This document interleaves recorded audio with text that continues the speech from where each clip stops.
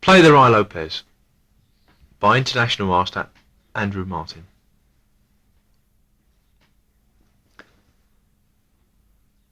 The intention of this tape is practical. It's to help you win at chess more often.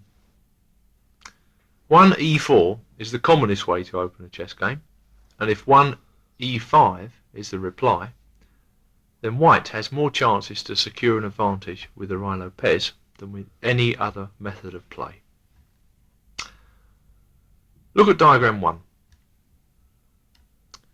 This position occurs after 1 e4, e5, 2 knight f3, knight c6, 3 bishop b5. If you know the best methods of handling this opening as white, and the most resourceful and dynamic lines of defence as black, you will get more good positions and more wins. Sufficient reason to listen on?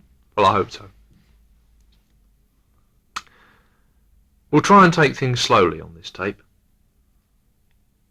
For the chess expert, lists of variations filled with the latest innovations and all manner of subtle nuances are tools of the trade. In the fiercely competitive world of professional chess, they are a necessity. But for us, making perhaps our first venture into the complicated world of opening theory, it would be impossible to take everything in, let alone assemble this vast amount of knowledge into something practical. For that reason, I will concentrate on basic information. Only when you have absorbed the basics can you go on to more complex and less accessible questions. Well, I won't bore you too long with my life history, but from my own experience, I can tell you that it brings no benefit to rush things. In fact, my approach to opening theory as a young player was naive, because I memorised variations without actually knowing why moves were being played, and it was the biggest mistake that I ever made. Sure enough, I knew a lot of lines, but when I had to think for myself, I made mistakes. And needless to say, when I wanted to make my mark in Master Chess, I had to begin all over again, and I'm still studying now. So right at the start, let me offer you a sound piece of advice. Approach the tape inquisitively and master the information on it. Study the illustrative games carefully and don't worry about long strings of analysis. Don't go rushing to the theory books too soon.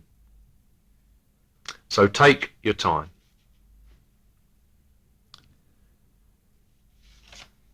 Now, in selecting a chess opening, most of us look for one which is sound and straightforward, likely to occur in practice, and has few side possibilities. Stronger players also realise the value of openings which tailor to their style, whether it be attacking and imaginative, positional or solid, or something like that. If the opening is one in which you feel at home, whilst your opponent is all the time being confronted with new ideas and unwelcome problems, you have taken at an early stage an important step to success. In fact, Botvinnik regained the World Championship against Tal in 1961 using specifically these methods, i.e. he deliberately steered for simple positions in which the brilliant attacking flair of his opponent proved useless. The introduction which follows shows the versatility of the RUY LOPEZ from White's point of view, and the opportunities for you to tailor this opening to your temperament. Openings within an opening. Study the variations, decide what you want to play, try them out in your games, and then widen the scope of your interest. And in this way, your approach to opening theory can rival in maturity that of the strongest grandmasters. Diagram 2 shows the basic position of the exchange variation of the RUY LOPEZ. It occurs from the move order 1 e4, e5, 2 knight f3, knight c6, 3 bishop b5, a6, 4 bishop takes c6, d takes c6. It can be played one move later, after, for instance, 3a6, 4 bishop a4, knight f6, 5 bishop takes c6, or later still, for instance after 3a6, 4 bishop a4, knight f6, 5 castles, bishop e7, 6 bishop takes c6. But the types of structure that are reached bear definite similarities. One of the main points to notice is that white has given up the two bishops, but in return has obtained definite positional compensation. Black has split queenside pawns and a minority of pawns, 3-4, on the king side, which may prove crucial as an endgame approaches. In a sharp middle game position, black's chances are preferable, but endgames favour white for the reasons mentioned above. If you play this variation, you would be a solid positional player with a liking for defence and have a willingness to play endgames, something not every beginner finds particularly attractive. But the positions are safe and solid. You will also have the comforting thought that several world champions have used this method of play, Fischer and Capablanca to name but two, and with success. But it may not appeal to everybody. Diagram 3 comes from the centre attack, and we've changed the mood completely now, as you can see. This position arises from the move order 1 e4, e5,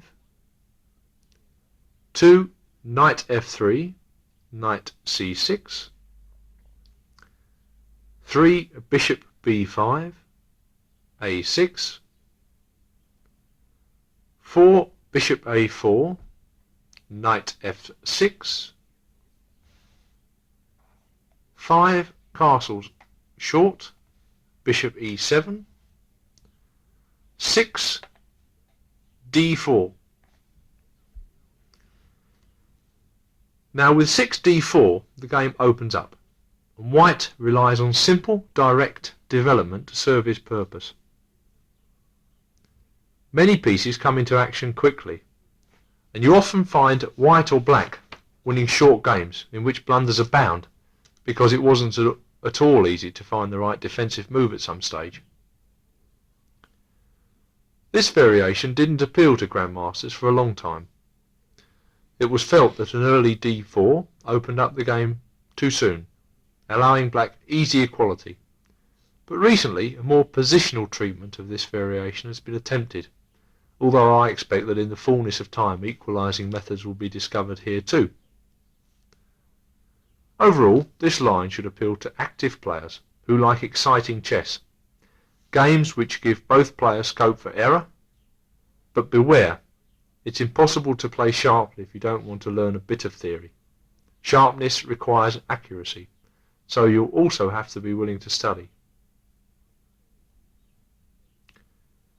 Diagram 4 is a very heavy position. One common feature of many of the main lines is the lack of exchanges early in the game. Here, both sides have developed sensibly along theoretical lines and are ready to begin a most complex middle game in which white will attack all out on the king side and black will attempt to counter on the queen side and in the centre. I prefer white here, but that is an entirely subjective opinion. From diagram 1 we'll go on. Black plays 3 a7 a6, 4 bishop a4, knight f6, 5 castles, bishop e7,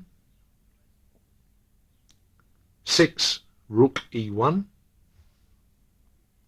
b5, 7 bishop b3, d6, 8 c3, castles 9h3, knight a5, 10 bishop c2, c5, 11 d4, knight d7, 12 d takes c5, d takes c5, 13 knight b d2, f6, 14 knight f1, knight b6, 15 queen e2, rook a7, 16 knight e3, bishop e6, 17 knight h4.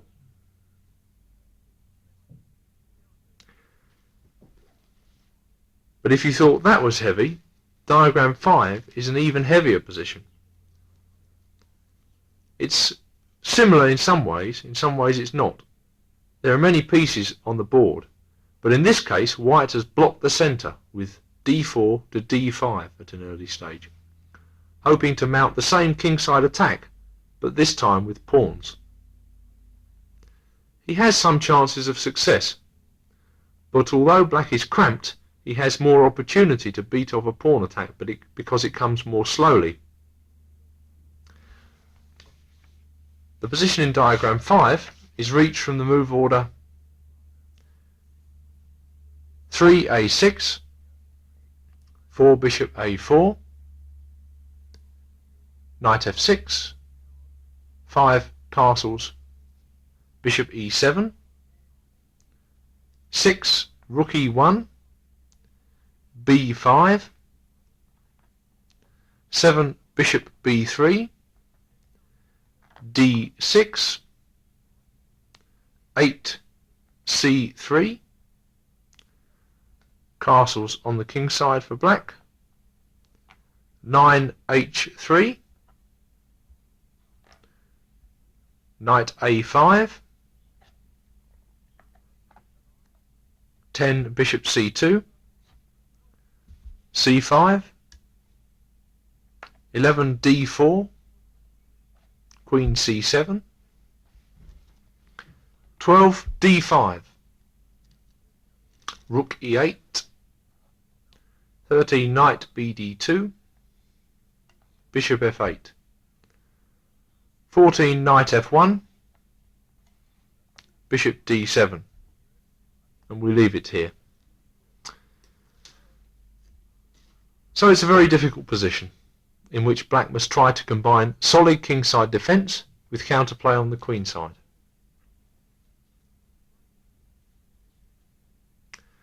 Diagram 6 illustrates the starting position for one of the most famous of all chess openings, the Marshall Gambit.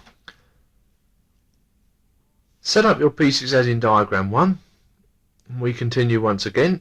3a6, bishop a4, knight f6, 5 castles, bishop e7, 6 rook e1, b5, 7 bishop b3, black castles instead of d6 as in the previous examples, 8 c3, and now d5. At first sight this move looks like a blunder because white can win a pawn by the simple 9 e takes d5, knight takes d5, 10 knight takes e5. But are things that simple? This gambit was introduced in 1918 by the great American attacking grandmaster Frank Marshall against no less an opponent than Capablanca, and he must have had something in mind.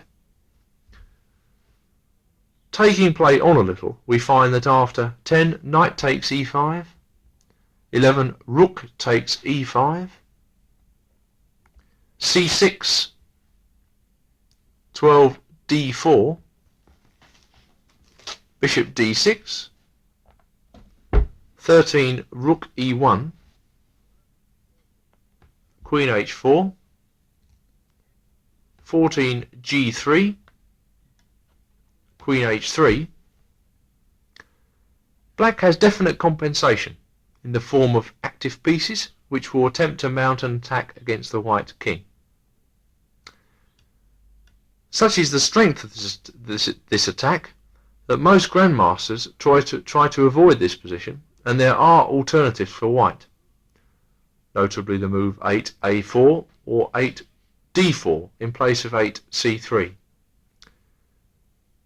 Later in the tape, we'll look at this dangerous position again with the help of an illustrative game, and I'll try to outline ways in which I think white should go about obtaining an advantage. The martial gambit should be respected, but not feared. So on to diagram 7 now, please.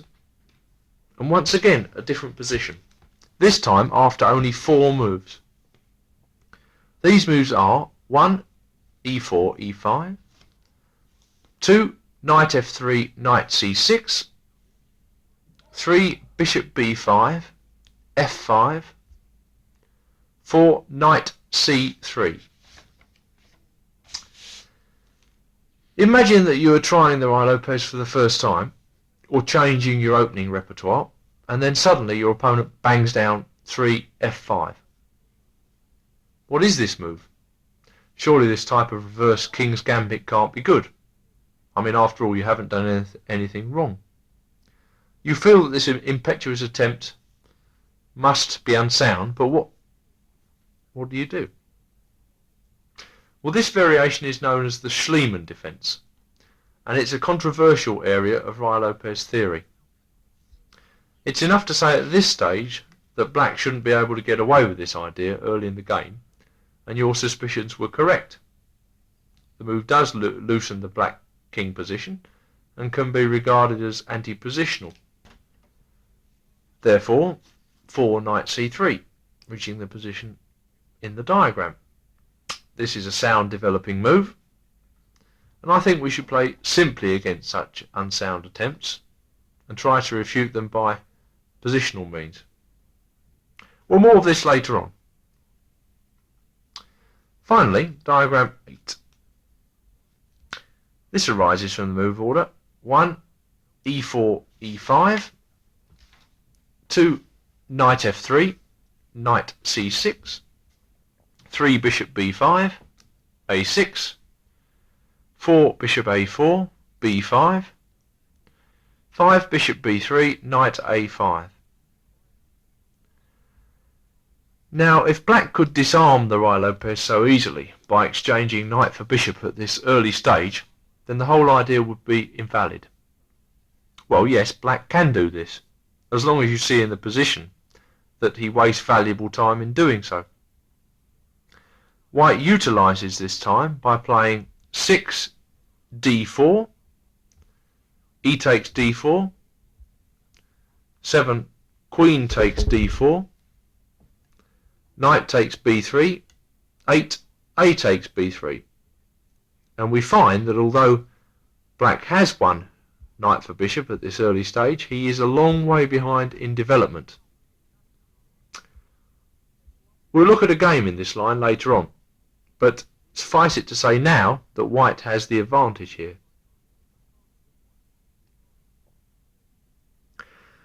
We've only scratched the surface of actual theory in this short introduction, but the ways in which white develops in this opening and the variety of different methods that he can choose make the RUY LOPEZ a good base on which to build your chess repertoire.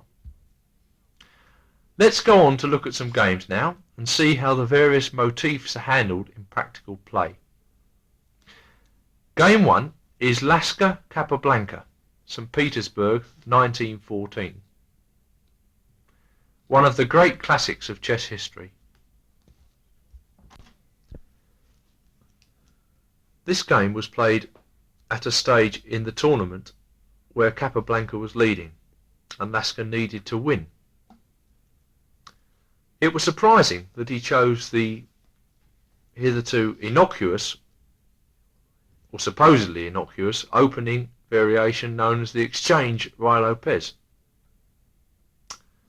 We'll see what happened. The game began. 1 e4, e5. 2 knight f3, knight c6.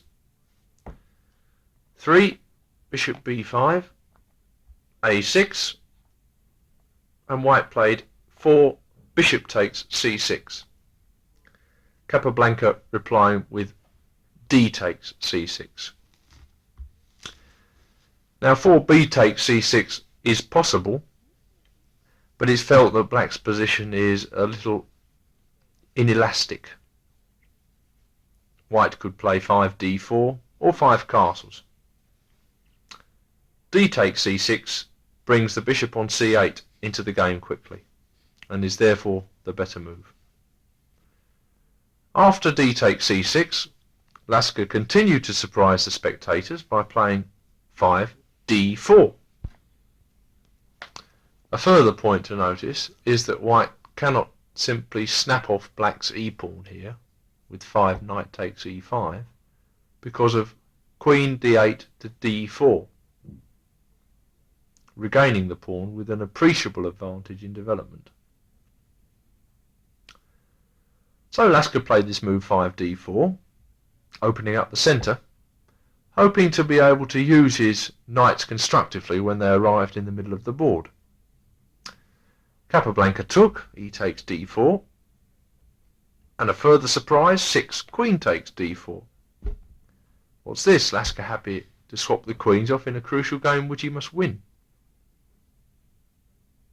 Queen takes d4, 7 knight takes d4. And we reach a strategically interesting position, and one fundamental to the exchange RUY LOPEZ. White has an exploitable 4-3 majority on the king side of pawns, whilst black's 4-3 queenside majority can be contained. Players who have a tendency to exchange off pieces could find it psychologically difficult to handle the black side in this position. However, black's 2 bishops and pressure along the centre files give him fully adequate counterplay. Capablanca played 7 bishop d6. Already, black commits an inaccuracy. This is not the most flexible move in this position. In fact, 7 bishop d7 is better, with the idea of castles long, a more fluid way to handle the position. Bishop d6 commits the f8 bishop too soon to a square in which it might become embarrassed later in the game. We'll see how Lasker makes capital of this.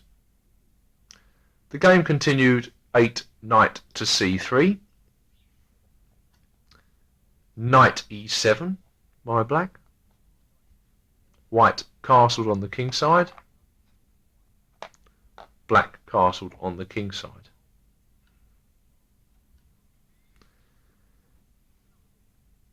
Again, this is indicative of Capablanca's slightly slipshod approach to the game, that he castled on the king side so soon. Really, black should castle on the queen side in this variation, and therefore he could have considered a move like 9 f5 or 9 bishop d7 as alternatives. After castles on the king side, we can adjudge that white has a slight edge. Let's see how he goes about utilising this. He played 10 f4. Rook e8 was the reply, reaching the position in diagram 9.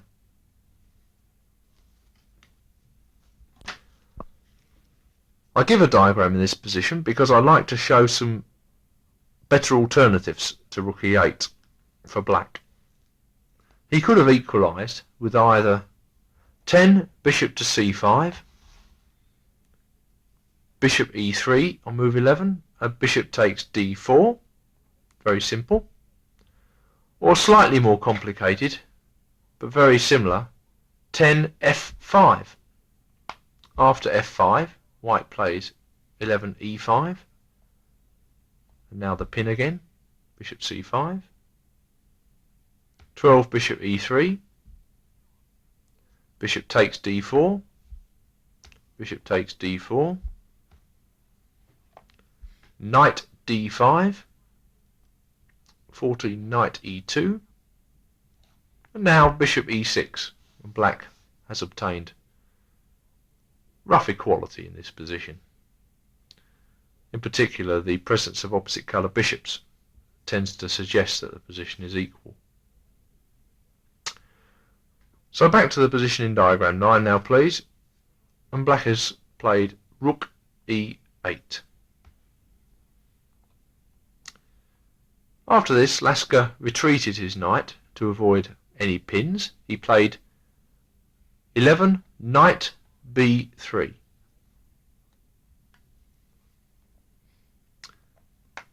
Capablanca tried to obtain counterplay here.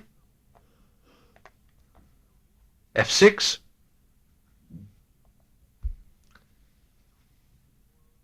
And Lasker played 12 f5.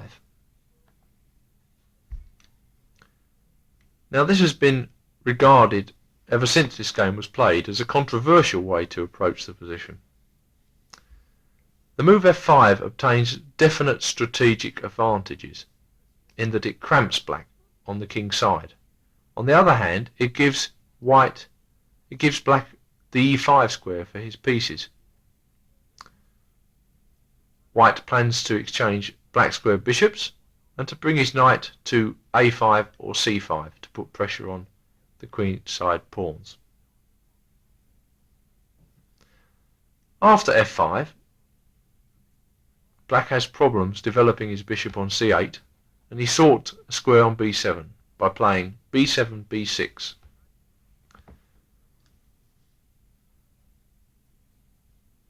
White played 13 bishop f4. Capablanca played bishop b7. At this point he missed his last chance to roughly equalise the game. He should have taken bishops on f4 and then played c5 thereafter.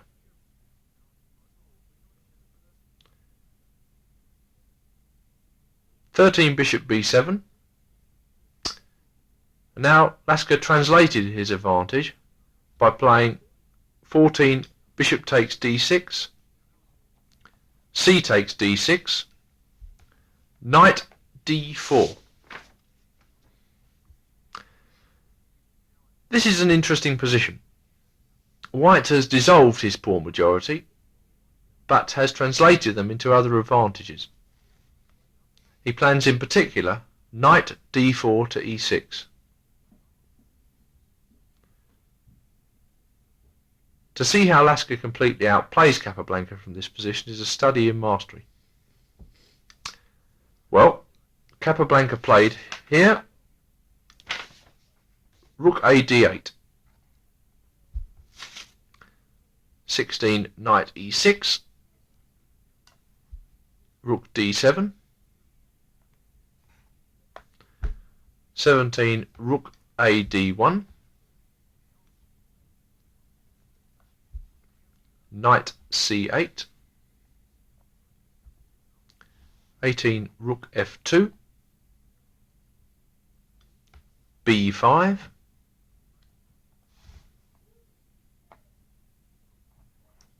rook f d2, rook d e7, 20 b4. An excellent move, cramping black's queenside pawns. And black played king f7. Now what it boils down to in this position is that black is reduced to shuffling to and fro with his rooks and king until white makes a breakthrough. He has no active play. The knight on e6 cramps his whole position. He does, it's true, have a square for a knight on c4, but how is this to be obtained when the d6 pawn is on prise? The further course of the game sees Lasker improving the position of his king and advancing his kingside pawns to accelerate the cramp. After 20 b4, king f7, Lasker played 21 a3. He can afford the luxury of slow play in such a position. Bishop a8, Incidentally, 21 rook takes e6, giving up the exchange, might have been a better attempt. On the other hand, white is material ahead then. Nevertheless, bishop a8, 22 king f2, rook to a7, 23 g4, h6, 24 rook d3, a5, 25 h4, a takes b4, 26 a takes b4, rook a e7. Still, black can do nothing. The a file is of no significance in this position. 27 king f3, rook g8, 28 king f4, g6, 29 rook g3, g5 check, 30 king f3. White is not worried by the transparent threat of g takes h4 when rook h3 regains the material, and then black's h-pawn is a permanent liability. Capablanca tried to bring his knight to c4. He played knight b6. Then came 31 h takes g5, h takes g5, 32 rook h3. Notice that white is not attracted by the pawn on d6. Black would then obtain counterplay by means of knight c4 to e5 check. Instead, Lasker prefers to retain his bind and get the h-file for his rook. Capablanca played rook d7.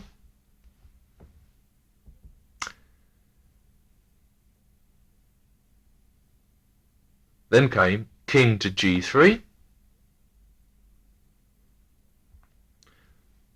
king e8, 34 rook dh1, bishop b7, and then the fantastic move 35 e5.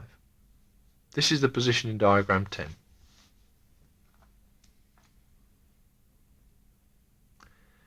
Now we can see that black has been paralysed for a long time, but what's the best way to go about finishing him off?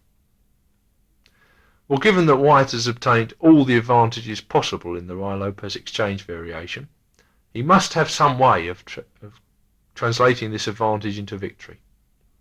e5 clears the e4 square for a knight, and this is the main power behind the move. Capablanca played d takes e5. Of course, the breakthrough meant that black's reply was forced. 36 knight e4, threatening a very nasty fork on f6. Black defended knight d5. Knight on e6 to c5. Then came bishop c8. Knight takes d7, move 38. Bishop takes d7. And now white's rooks come powerfully into the game. 39 rook h7, rook f8,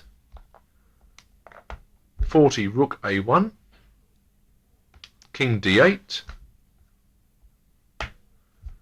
41 rook a8 check, bishop c8, 42 knight c5.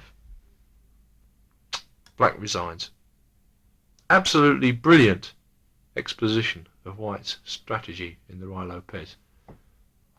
And to tie such a great opponent as Capablanca down in this way is an almost miraculous achievement after playing a supposedly innocuous opening variation.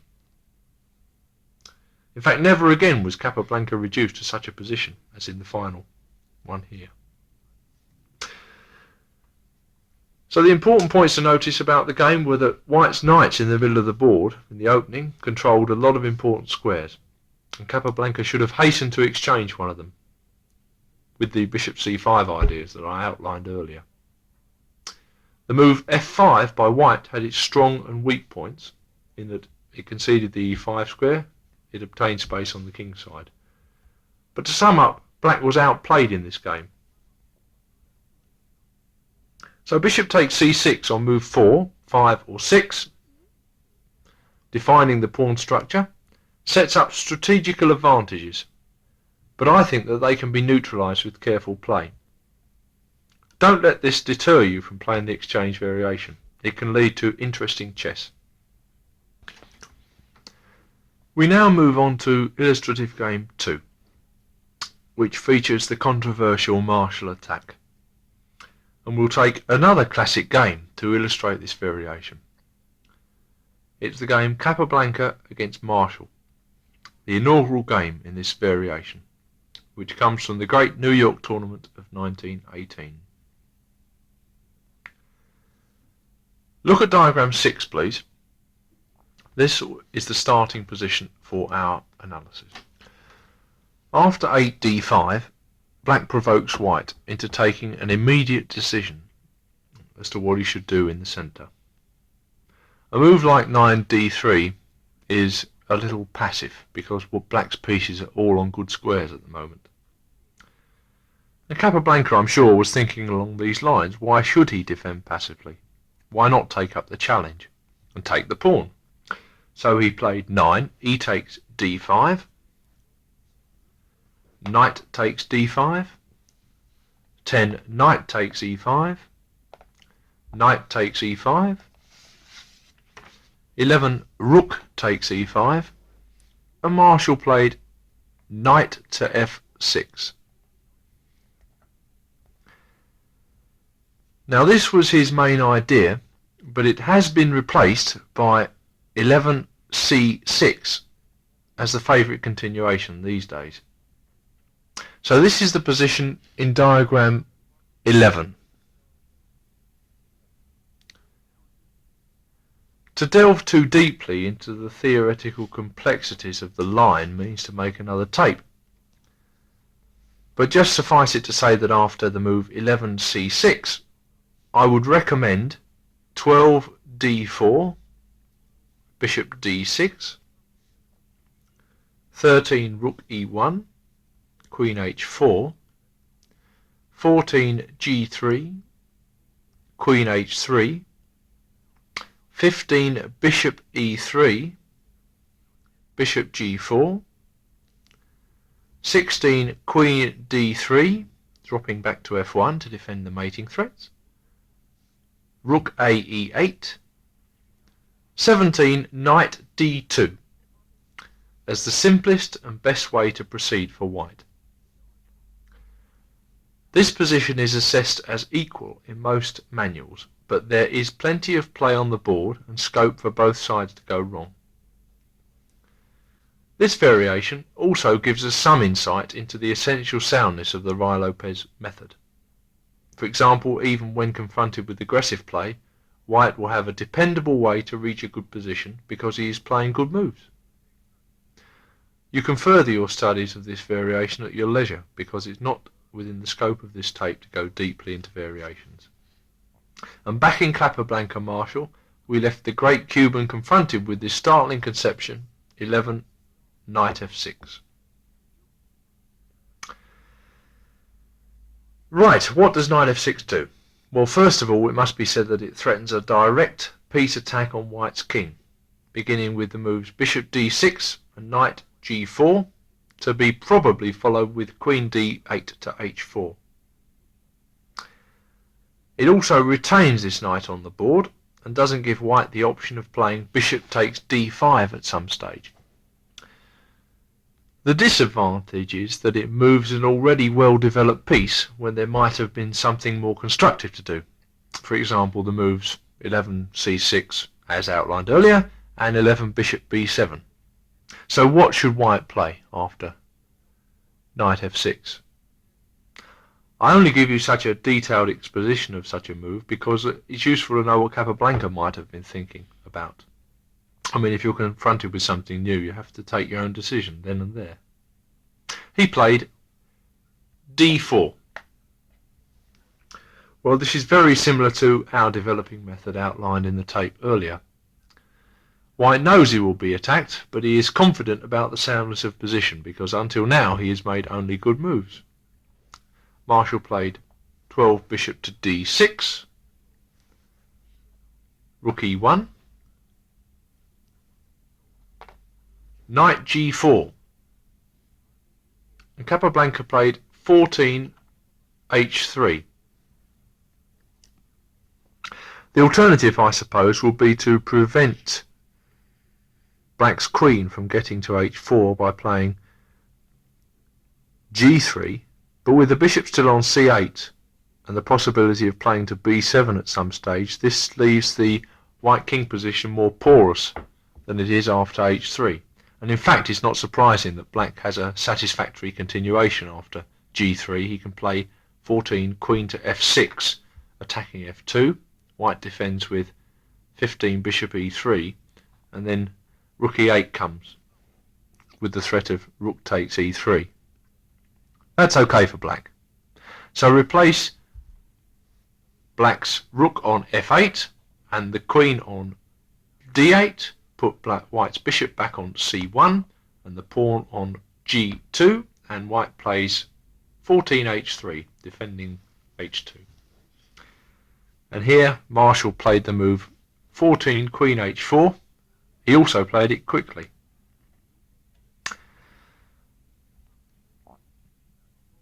First of all, ask yourself the question, what happens if I take on g4? Well, after h takes g4, White suffers immediate catastrophe after queen to h2 check, 16 king f1, queen h1 check, 17 king e2, bishop takes g4 check, and the position disintegrates. So this is not playable. So put the queen back on h4, the black knight on g4, White's pawn on h3, and White played queen to f3, defending, or supposedly defending, the pawn on f2. But now Marshall played the spectacular knight takes f2.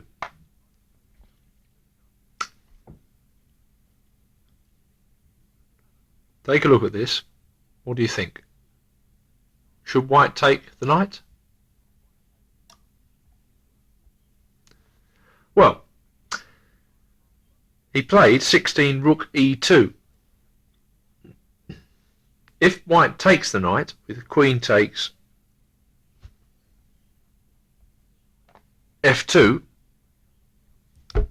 Black doesn't play bishop to g3 because of queen takes f7, double exclamation mark, and mate on e8. But what he does play is bishop h2 check first, a little refinement, and when the king moves to f1, then bishop g3 is a good move, because then queen takes f7 check fails to rook takes f7 check, and White hasn't got enough time for rook e8 check. So the position after knight takes f2, in case all this is a little confusing for you, is that in diagram 12.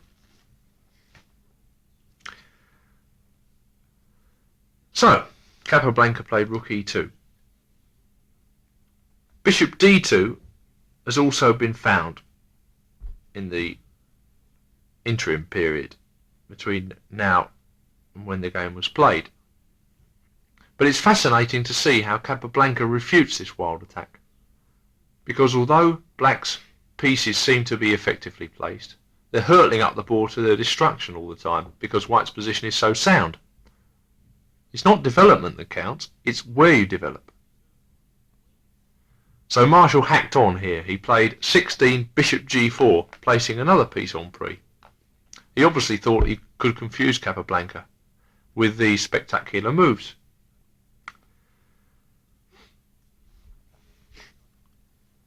Put the bishop back on c8, And let's consider the move 16 knight to g4.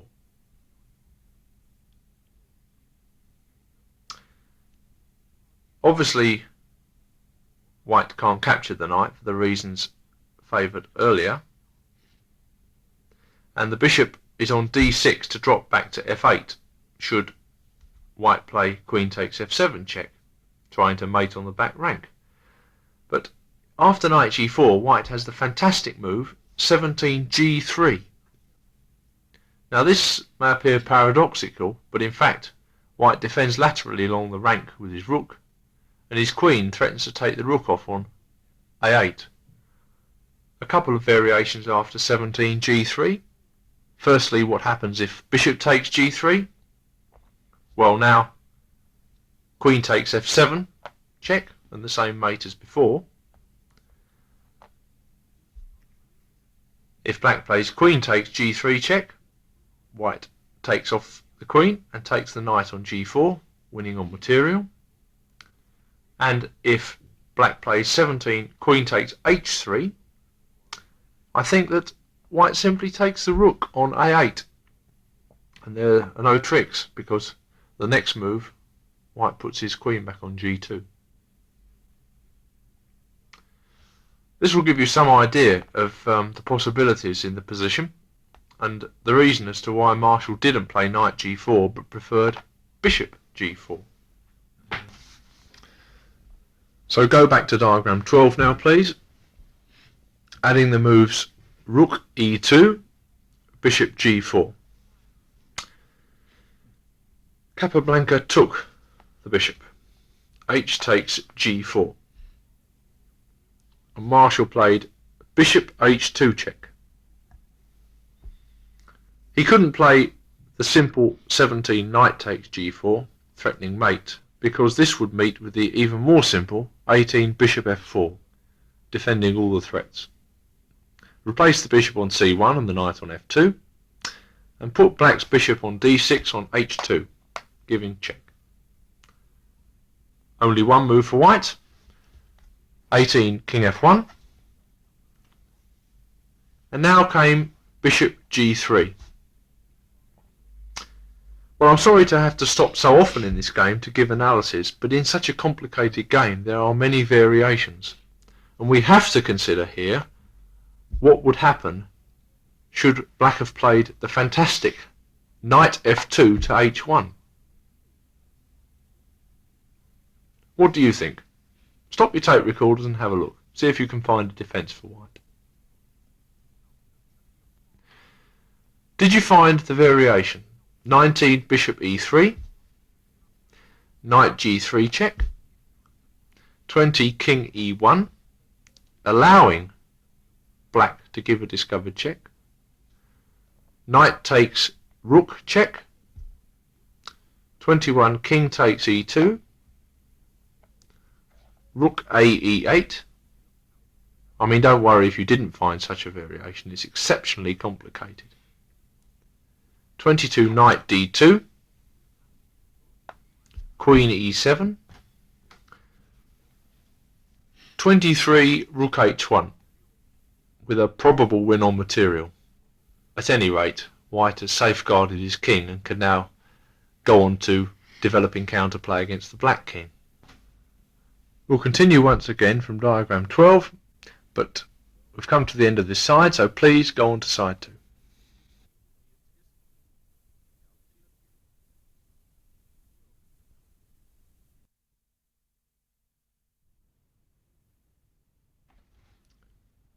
Play the RUY LOPEZ side 2. We were looking at Capablanca Marshall on side 1, and I want to continue from the position in diagram 12. And will you please play 16 rook e2, bishop g4, 17 h takes g4, bishop h2 check, 18 king f1, bishop g3, 19 rook takes f2, queen h1 check, 20 king e2, and now Marshall snapped the rook off, bishop takes f2. Once again, we stop to provide a critical variation. What happens if black plays 20, queen takes bishop on c1? White would reply 21, queen takes g3.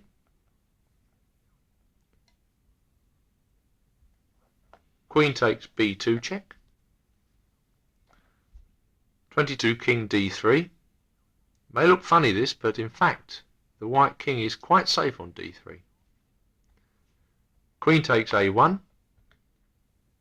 23, king c2, hemming in the black queen. Black tries to liberate the queen, b4. But after 24, g5, b takes c3. Queen takes c3 on move 25 by white, gives a winning position.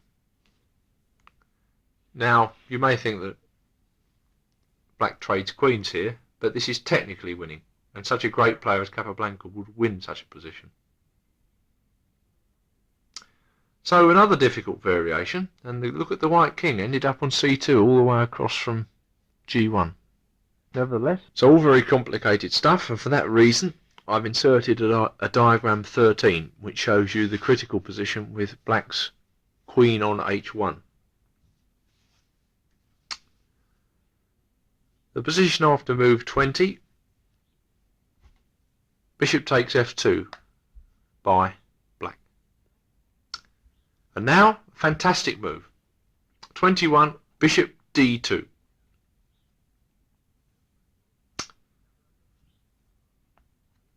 Black played bishop h4. 22, queen h3. Rook a e8 check. King d3. Queen f1 check. 24, king c2. And the question now revolves around whether white can find enough time to get his queenside pieces out of the box. He wants to liberate his rook by playing a4 and a takes b5 and then rook down the a file into the game. Has he got enough time to do this? Well, the subsequent course of the game furnishes us with the correct answer. Yes, he has. King c2 was played on move 24 and black responded with bishop f2. In effect, black's resorting to cheapos now because he hasn't got enough firepower in the area where it matters. 25, queen f3. Queen g1, breaking the pin. 26, bishop to d5. Black tried to open up the position. c5, that's all he can do now. 27, d takes c5.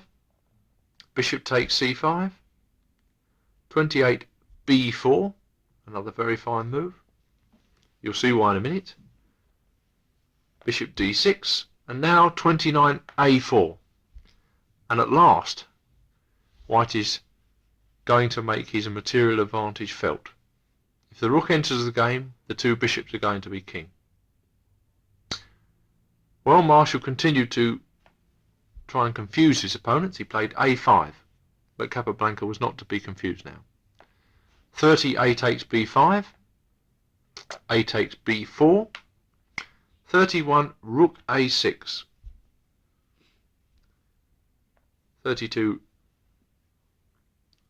31, b takes c3, 32, knight takes c3, bishop b4, 33, b6, bishop takes c3, bishop takes c3. Remarkable thing is that there is not a single constructive check which black can play in this position. And look at his rook on f8. Therefore, it's no surprise that white winds up quickly, but in fantastic style.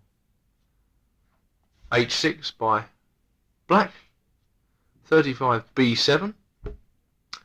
Well, what is white to do? What is black to do now? He played rook e3, but now 36, bishop takes f7 check, king h7, 37, rook takes h6 check, double exclamation mark, and Marshall was forced to resign. If he captures the rook with the g-pawn, queen f5 check follows, which is mate. If he takes with the king, then some rather nasty things happen to him after queen f4 check, also forcing mate. On the h file, king back, queen f5 check, king back, queen h5 mate. So that was a really magnificent game. I recommend that you play through this at least twice. So please don't be afraid of the Marshall attack. Games like these indicate that White's position is not inferior, and you will have every chance for an interesting game if you simply develop your pieces. I can only reiterate that attacking attempts by Black are doomed to failure if they don't spring out of a sound position. Right, now there is a possibility that with such a sharp game you might not have been convinced by this, or that this style of play doesn't appeal to you particularly. After all, how many of us can feel completely secure when we're confronted with a maniac? Well, for you then, this is an antidote. The next game is Lubojevich-Karpov, a more modern game which is from the London tournament of 1982. This shows a more restrained approach by White, which depends on traditional methods. The game ends in a draw, but it will give you an excellent idea of how two of the world's best current players handle the strategy of this position. So let's go through. I think it's valuable to go back to the starting position, and we'll start at move 1 again and play through the moves slowly. Are you ready? Right. 1, e4, e5. 2, knight f3, knight c6. 3, bishop b5, a6. 4, bishop a4, knight f6. 5 castles, bishop e7. 6, rook e1, b5. 7, bishop b3, castles by Black. And it was here in the Capablanca-Marshall game that White played c3. Here, White played a2, a4. This is the move which makes the White approach different. d7, d5 is prevented due to the threat of a takes b5, and Black has a difficult choice to make as to how he's going to handle the position. So the position after a4 is that of diagram 14. What should Black do? He can push on, he can play 8b4. White plays c3. If Black plays 8 rook to b8, defending his pawn on b5, White chops off the pawn, 8, 9, a takes b5, a takes b5, and then he has the a file, and he can play 10 c3 to be followed by 10 d4, and I don't think that Black's got enough compensation for giving White this file so early in the game. So he generally plays after 8a4, bishop b7. This is a sound developing move, connects the rook and queen on the back rank, and defends the rook on a8. Lubojevich played d3. Now White should generally play this position on closed terms. It will be futile to exchange here with a takes b5, a takes b5, 10 rook takes a8, queen takes a8, because this seems to donate the initiative to Black. After, for instance, 11 c3, knight a5, 12 bishop c2, c5. Don't forget that we're playing White and we want to win. Therefore we've got to strive at all costs to obtain the initiative. It's good to play ambitiously as White anyway. Don't forget, in the rarefied atmosphere of Grandmaster Chess, this sort of thing, a takes b5, wouldn't even be given a thought. So we'll go back to diagram 14. after the move a4 and add the moves bishop b7, 9, d3. Karpov was quite happy to keep the position closed. He played 9, d6. All thoughts of the martial move d5 have gone out the window now. The characteristics of the position are different. 10, knight c3, knight a5, and now an important theme in RUY LOPEZ positions. Lubojevich played 11, bishop a2. This doesn't look a very spectacular move, but the bishop must be preserved from exchange. In general, White's manoeuvring for a favourable opening of the game, and he's heavily dependent on the white square bishop once the game opens out. This is why he should go to almost any lengths to preserve it, and especially not allow knight for bishop exchange at this stage. Karpov played b4, 12, knight e2, c5, 13, c3, b takes c3, 14, b takes c3, and now we come on to diagram 15, a position in which Karpov played c4.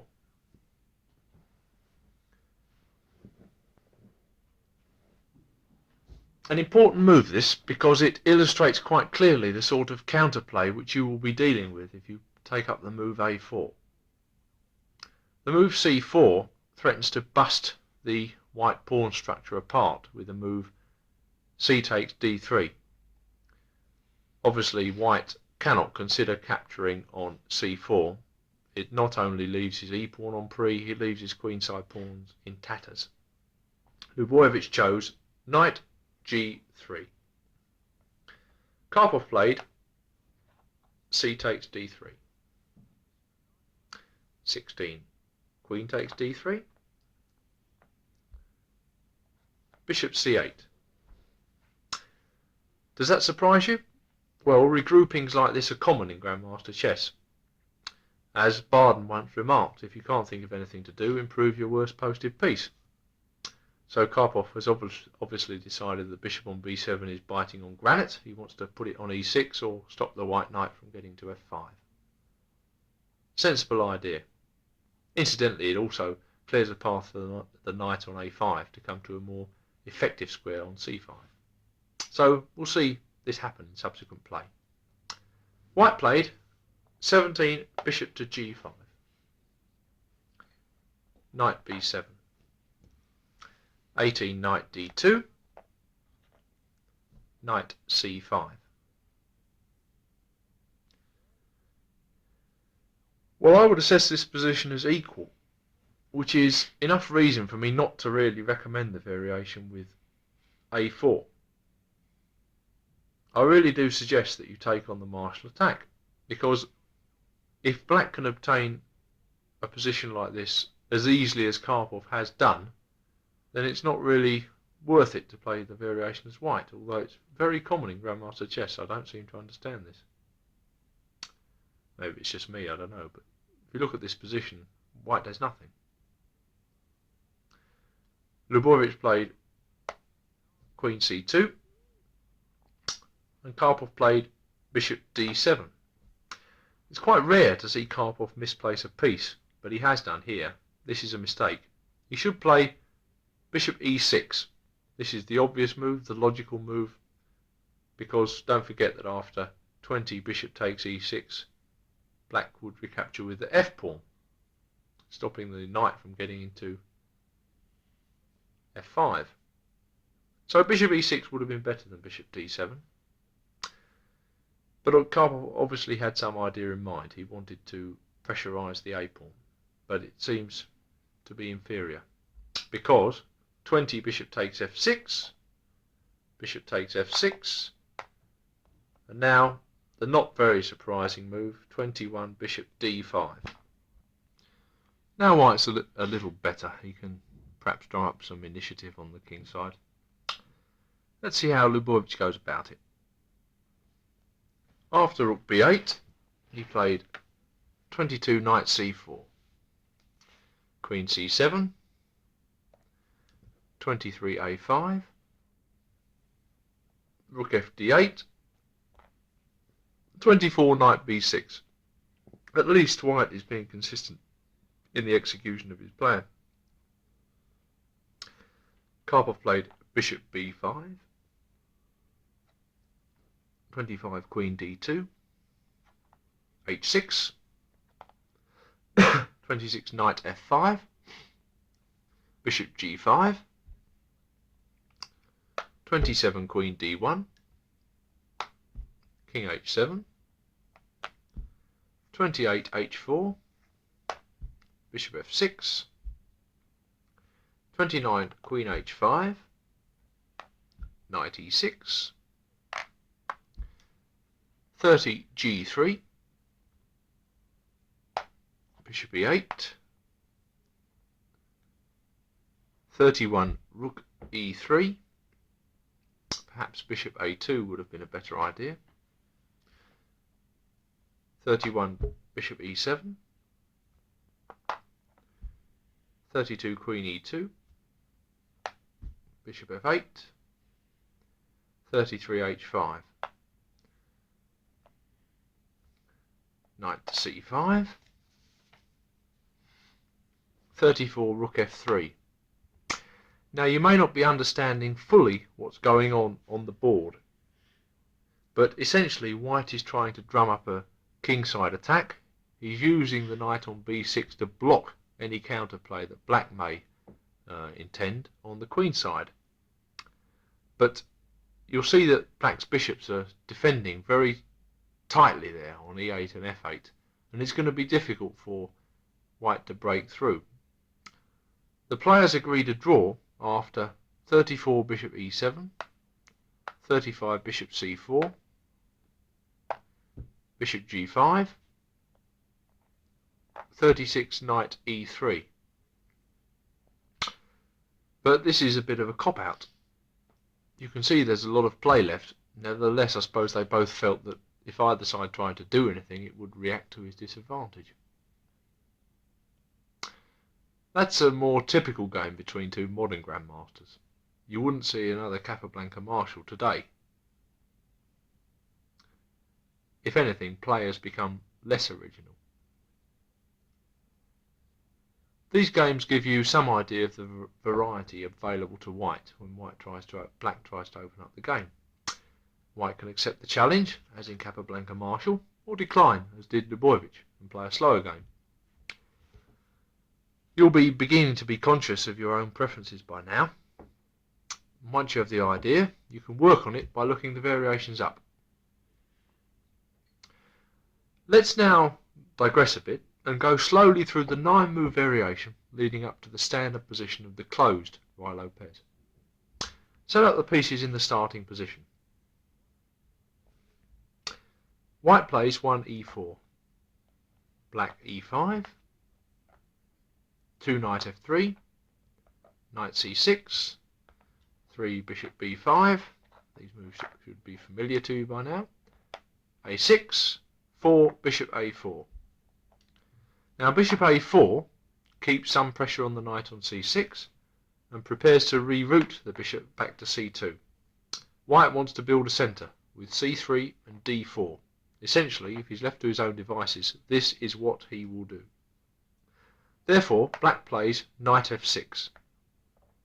It's a pointed piece development, this, attacking the e-pawn. White castles. Black plays 7 bishop e7. Again, sensible development. A move like bishop c5 in this position would encourage white to implement his plan, for instance c3 and d4, whilst 5 knight takes e4, the pawn grab, leads after d4 b5 to the open variation, discussed on another tape in the audio chess series. White plays 6 rook e1 after bishop e7. The time has come to defend the e-pawn, and black plays 6 b5. Now from black's point of view, white was threatening bishop takes c6 and knight takes e5, so he takes an opportunity to kick the bishop around at the slight cost of weakening his queenside pawn structure. White has no choice. Bishop back to b3. Black plays d6. Castles on move 7 would lead to the martial attack. 8c3. Now this move has two functions. Firstly, it prepares the move d4, and secondly, it preserves the valuable bishop on b3 from exchange after a move like knight c6 to a5. It's a good move. Black castles, and white plays h3. He would like to play the immediate d4, but it's better not to give black the option of 9 d4, bishop to g4, bringing important pressure to bear on white's pawn centre. 9 h3 can also come in useful later on as an aid to the kingside attack, should white want to either manoeuvre a knight to g4 via h2 or support the g2, g4 pawn advance. So the position on your boards after 9 h3 is a very important one. White will continue to develop slowly and manoeuvre for an advantage on either flank. Often his strategy, simply because he has potential to acquire more space, will be to tie black down on one flank and land the decisive blow on the other. Now, does this sound difficult? Well, I hope it does in some ways, because it is actually difficult to implement over the board. Nevertheless, our next example may help you. It's the game Timon against Torre from Tilburg, 1982. After 9 h3, black played knight a5. Now this decentralizing move does look rather odd, but it does force 10 bishop c2. And black, after all, wants to create some counterplay on the queen side to compensate for the coming kingside attack. He plays c7, c5. White plays 11 d4. White can afford to open up the centre while black's knight is on the rim. So naturally enough, black doesn't have anything to do with taking pawns in the centre. He plays queen to c7. 12, knight bd2. This is a typical knight move in this opening. Mostly white plans knight d2 to f1 and subsequently knight g3 with another piece into the kingside attack. But there are other points to the move, as this game demonstrates. Black played 12 c takes d4, now that he's defended his e-pawn. 13 c takes d4. 13 knight c6. White played 14 a3. White is concerned about the move knight c6 to b4, but the move has a deeper point to it, which will become clear later. It's all part of this tying black down strategy that I outlined earlier. Black played 14 bishop to d7, and now white played a slightly surprising move, knight to b3. We'll see why he does this in a minute. Black played a5, and white blocked the centre with 16 d5. So now white's idea begins to be revealed. Now that black has committed himself on the queen side, white's plan is to block the centre, block the queen side, and then turn his attention to the black king. The knight moved to b8. 17 bishop d2 was played. a4. 18 knight c1. Rook c8. 19 bishop c3. Knight a6. 20 knight d3. Bishop d8. 21 rook c1. Queen a7. 22 queen d2. Bishop b6. 23 rook e2. Rook c4.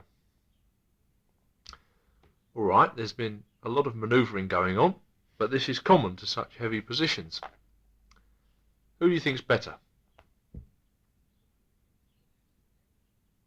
Well, the main problem is for black that his position lacks elasticity. Meanwhile, Timon has been preparing a spectacular coup. He played 24 knight d takes e5. This is the position in diagram 16.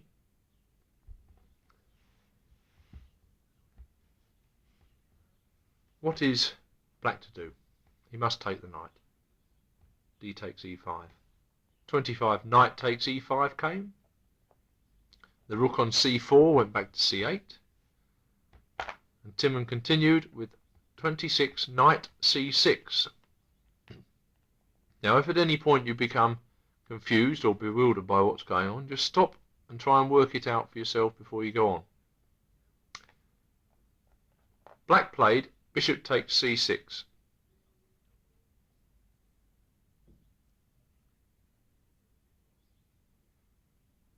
There then followed 27 bishop takes f6, g takes f6, 28 e5.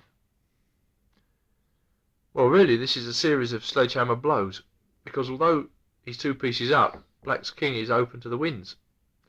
Such a whirlwind opening up of the position is common in the RUY LOPEZ because white's pieces are better placed, and he strives at all costs to try and emphasise this.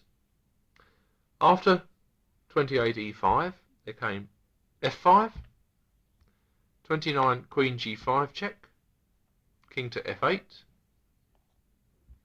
30 queen to h6 check, king to e8, 31 d takes c6, knight c5,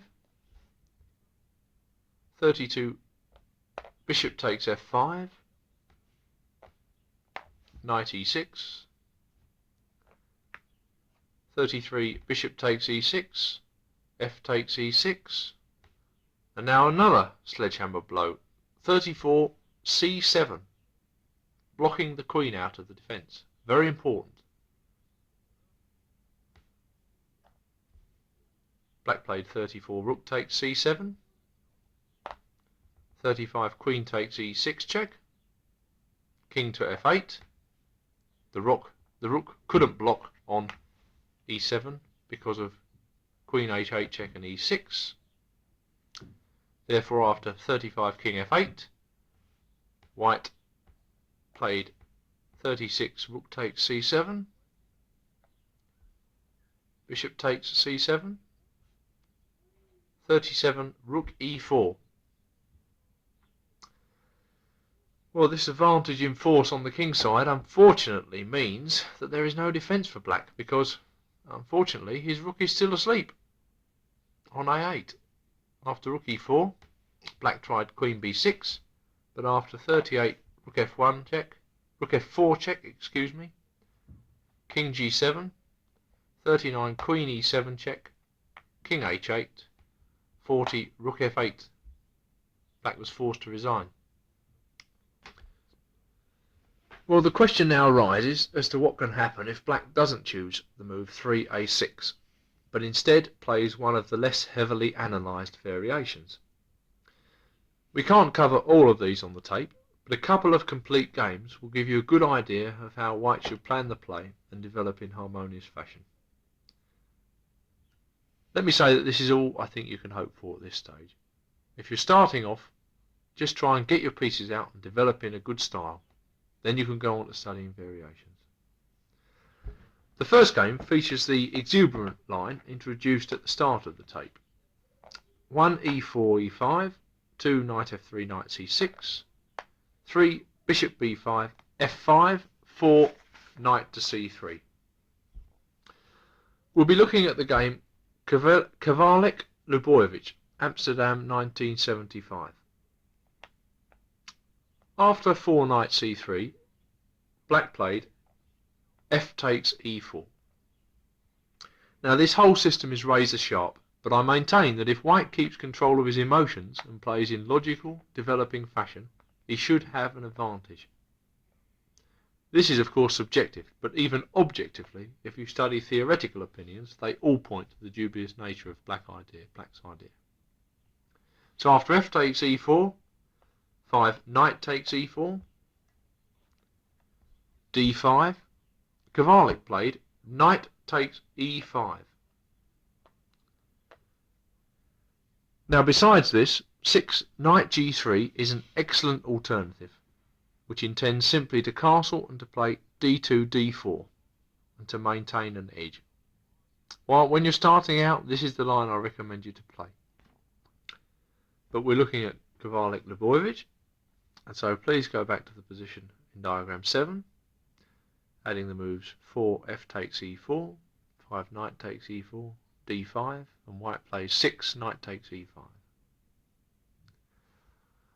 Lebojevic played d takes e4, 7 knight takes c6, queen to g5. Now if you're encountering this position for the first time, please stop your tape recorder, have a look at it. White played queen e2 on move 8. He could have given discovered checks with his knight, but then obviously black would play c7, c6, and not much would have been achieved.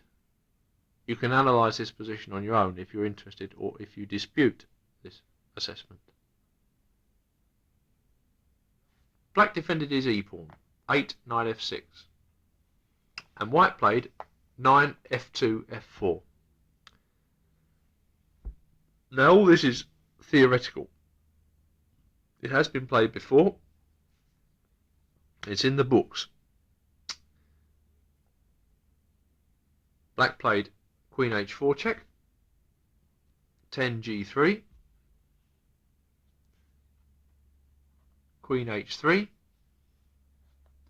11 knight e5 check, c6, 12 bishop c4, bishop c5, 13 d3, knight g4, 14 knight f7, bishop f2 check, 15 king d1, we're still in the books, e3, 16 queen f3, and this is the position in diagram 17.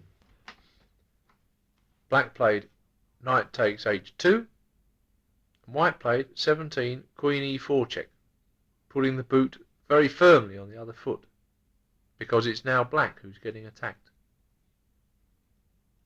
Black tried king f8, and white played 18 bishop takes e3.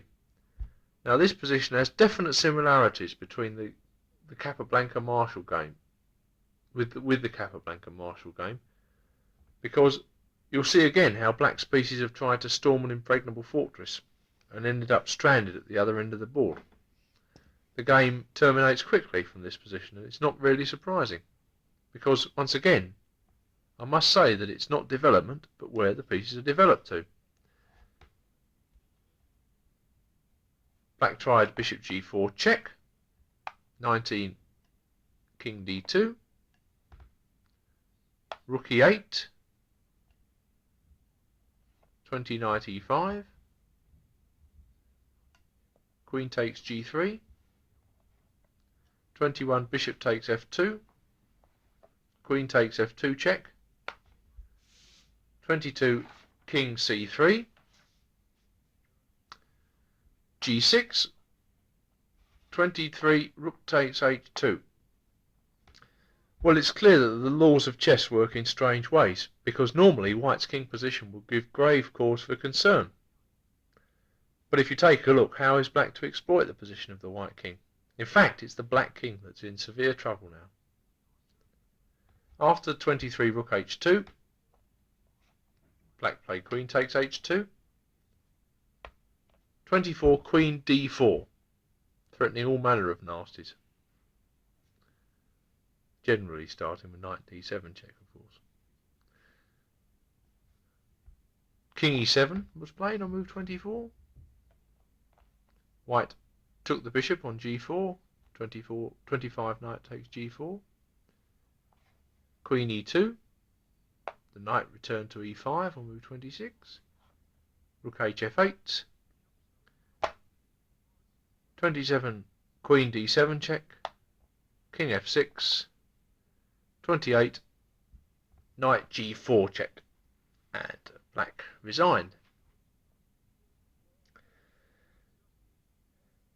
Well, I strongly recommend that you don't take up this very sharp variation unless you've studied the theory.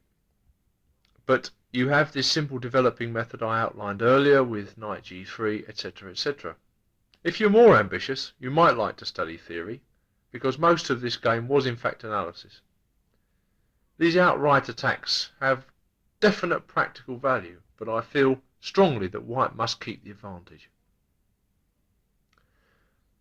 The final game, Balashov against Biasis from the Manila Interzonal in 1976, shows us again black getting the worst of things in an irregular variation.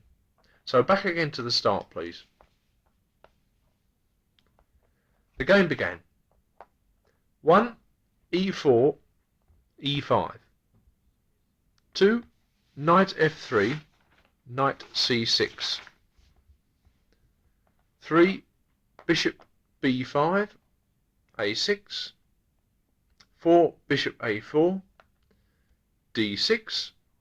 5, c3. Now, again, I can say that white does best to build his centre if black insists on messing about. One of the main values of this manoeuvre, bishop b5 to a4 to b3, from white's point of view, is it does set the preconditions to build a centre in comfort rather than allowing black countermeasures based upon a piece attack or some pin on the white knight on f3. So after 5c3, white is actually threatening to build the centre with d4. Again, Biasis ignores this. Perhaps he shouldn't have done. He plays 5 bishop to d7. White plays 6 d4. And after knight ge7, we reach the position in diagram 18. Black's system is not very promising because it is so passive. The diagram position illustrates clearly white's command of space. He has a clear plan of development. He's going to castle and play knight bd2. And so we must adjudge the position to be to white's advantage. Balashov played 7 bishop b3. The main point of this move is to force black into a concessionary move, because white is in fact threatening the move knight to g5, which black generally has to stop with the move h6, as he did here. White played 8 knight bd2, knight g6, 9 knight c4, bishop e7, 10 knight e3 with control of the square d5. Black played knight on g6 to h4, and white castles. Now this position is already so good for white that he has another promising approach. So uncastle and play instead 11 knight takes h4. We'll follow the game Sachs-Rantanen from Tallinn 1979 for a few moves to see how white increases his advantage. Black has to recapture on h4. White castles. Black took on d4. 13 c takes d4. Bishop f6. And simply knight c2, consolidating the centre pawns.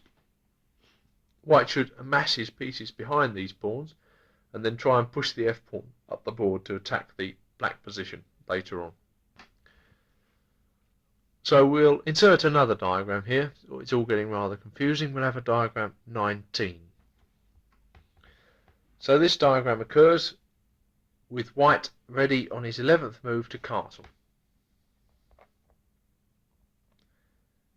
Bias has played knight takes f3 check, hoping to seek some relief by exchanging pieces. 12 queen takes f3 came, threatening mate on f7, and black castled. 13 d takes e5, and Bias has played d takes e5. Now d takes e5 is a mistake in this particular position.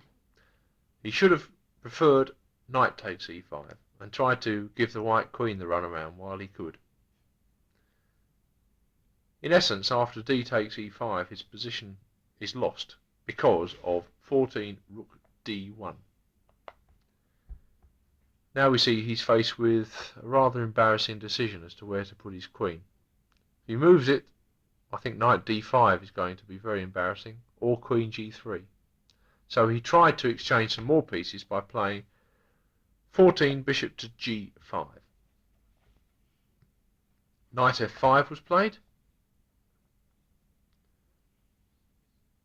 Bishop takes c1. But now he was shattered by 16 rook takes d7.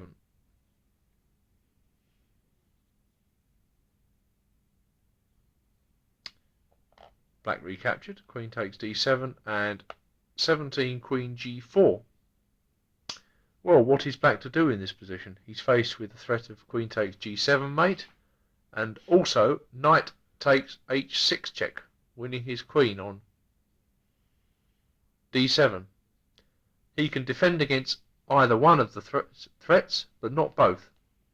Therefore he had to give up his queen, unfortunately with queen takes f5. Now it may look easy to finish black off in this position, but there are opposite colour bishops on the board, and black has rook and knight for queen. So it's interesting to see the technique with which Balashov obtains the full point. After queen takes knight on f5, black played 18 e takes f5. Black removed his bishop to g5. White played h4 on move 19. Bishop went back to e7. 20 rook d1 was played. Rook a d8. 21 rook d5. Bishop f6. 22 rook takes d8. Rook takes d8. 23 queen h5. Rook d7. Yeah, well, we can see here the basic problem with black's position. He has no counterplay. If he had some counterplay on the black squares, he might hope for a draw in this game, because his positions as yet, suffers from no weaknesses. Unfortunately, he's just reduced to the role of spectator as white rolls up his kingside pawns. White played 24 g4. e4 came to give the bishop a hole. 25 g5. Bishop retreated to d8. 26 queen g4. King f8. 27 g takes h6. And black resigned, for the simple reason that after 27 g takes f6, 28 f6 threatens the rook on d7, and also a quick mate with queen g7 check and queen g8 mate.